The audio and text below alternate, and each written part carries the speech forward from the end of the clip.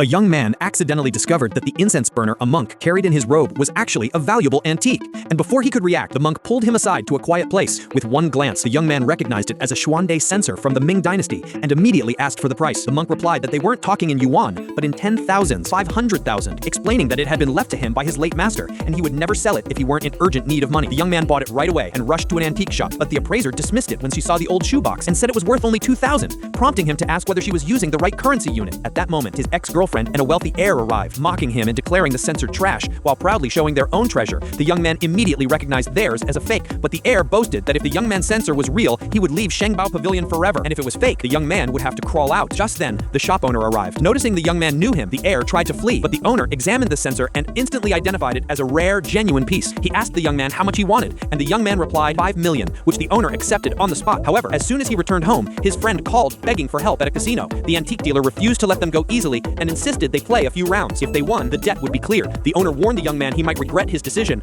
unaware that the young man possessed golden pupils that allowed him to see the dice points clearly, enabling him to win several million within a few rounds. Just as he was about to leave, the casino king stopped him and challenged him to a final all-or-nothing guess the dice game, declaring that the loser wouldn't owe money, but instead would have to leave behind a hand. Subscribe for more.